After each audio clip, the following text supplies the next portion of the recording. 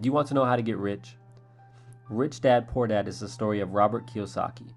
He had two dads. One had a PhD while the other had only finished 8th grade. Although both dads earned a significant amount of money, Poor Dad always struggled while Rich Dad was on his way to becoming one of the richest men in Hawaii. If you weren't born with rich parents, you can learn from Kiyosaki. To become wealthy, you can use the principles from this book. The first principle is the rich don't work for money. Let's look at John over here. He spends every hour of every day working for money. He's really mad at life and can't understand why he can never seem to get ahead. Over here, we have Ben.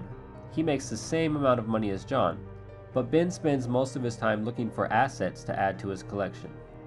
Both of these guys make the same amount of money, but John trades his time for money while Ben gets his money from assets.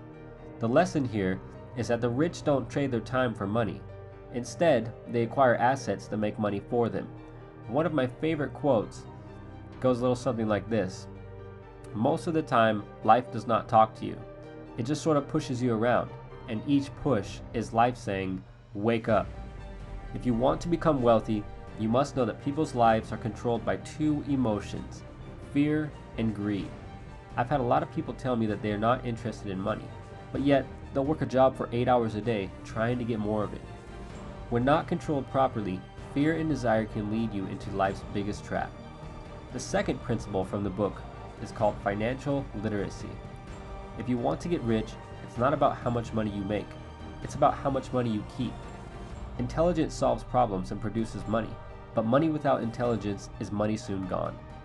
Did you know that rich people acquire assets while the poor and the middle class acquire liabilities that they think are assets? To become wealthy, you must understand the difference between a liability and an asset. All you have to remember is that assets put money into your pocket and liabilities take money out of it. This is one of the only rules you'll ever need to know if you want to become rich. A lack of financial knowledge is the number one reason why the rich get richer and the poor get poorer. The third principle from the book is mind your own business. To sum this principle up, the book is telling you that the rich focus on their assets while everyone else focuses on their income statements. To follow this principle, you need to build and maintain a strong group of assets. An asset might be a piece of real estate, a website, or anything that produces positive cash flow for you every single month. The fourth principle from the book is the power of corporations.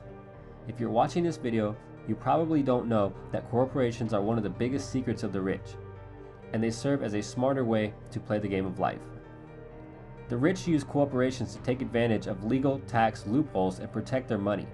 If you own a business and make a decent amount of money, you need to consider setting up a corporation. To get rich, the book says that you need to train your financial IQ, which is comprised of your knowledge across several broad subjects. To increase your financial IQ, you must increase your knowledge in the areas of accounting, investing, understanding markets, and the law. Accounting is for reading and understanding numbers, and investing is for using your money to make more money. Understanding markets is the science of supply and demand, and the law is understanding tax laws and how to keep more of your own money. Once again, a corporation is one of the biggest legal tax loopholes used by the rich to make and keep more of their money. Your financial IQ is a synergy of all of these skills and talents combined. Now, the fifth principle from the book is the rich invent money. This principle can be summed up as the rich seize opportunities to invent money. Remember that great opportunities are not seen with your eyes, they are seen with your mind.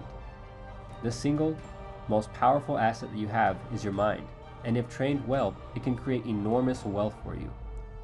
Another important point from the book is, in the real world, it is not the smart who get ahead, but the bold. This means that the bold, or risk takers, tend to make the most financial progress, even if they're not as smart as others. The sixth principle from the book says to work to learn, don't work for money. This means that rich people work to learn, and not for job security. If you want to get rich, you should know a little bit about a lot of subjects. One of my favorite quotes is, JOB is an acronym for just over broke. It means that focusing only on a job will prevent you from becoming truly wealthy. Now, the seventh principle from the book is overcoming obstacles. The primary difference between a rich person and a poor person is how they manage fear. Even if you have an excellent financial IQ, there are a few major obstacles that will hold you back from becoming rich. These obstacles are fear, cynicism, laziness, bad habits, and arrogance. Some people are so afraid of losing that they lose. Cynicism is the kind of like another word for self-doubt, and for many, it's a major obstacle. Laziness is another obstacle that we all struggle with. I remember after I first started getting results in the gym, and once I'd achieved what I considered to be a decent accomplishment, I started to get lazy, and I didn't want to go to the gym as much.